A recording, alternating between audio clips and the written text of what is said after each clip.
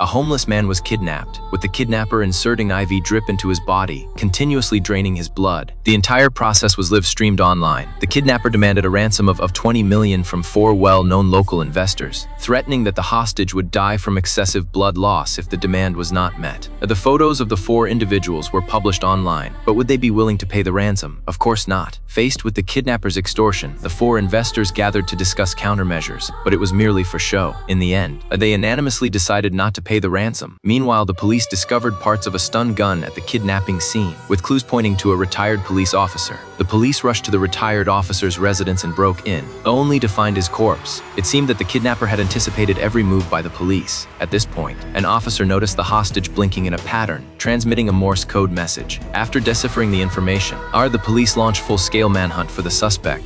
They eventually located the kidnapper's hideout, and a male and female officer quickly engaged the suspect in combat. However, the suspect was not only armed but also highly skilled in hand-to-hand combat. He quickly knocked down the male officer, pointing a gun at his head. At the critical moment, the suspect chose to leave instead of pulling the trigger. Strangely, done during his escape, the suspect engaged in a shootout with SWAT officers, killing one of them. Why did he spare the male officer but shoot and kill a SWAT officer while fleeing? It all seemed very puzzling. Ultimately, due to excessive blood loss, the innocent hostage unfortunately died. After the incident, the suspect continued his crime spree, killing another police officer. During the pursuit, the police discovered an abandoned police car, leading them to suspect that the perpetrator might also be a police officer. As the situation further unfolded, a reporter received a call from the suspect claiming he was willing to accept an exclusive interview. The reporter eagerly agreed, not realizing it was another trap set by the suspect. This time, the reporter did not escape and was poisoned to death by toxic gas. On the other hand, the female officer began an investigation starting with a female politician and discovered an important clue. Years ago, the female politician had misjudged a traffic accident case. A mother and son died in a car accident late at night while driving across a bridge, the same bridge where the female politician's body was found. The vehicle responsible for the accident fled the scene, and the suspect was never apprehended. The case was eventually dismissed. A reporter had previously investigated this case but ultimately gave up. The same reporter who was later poisoned to death.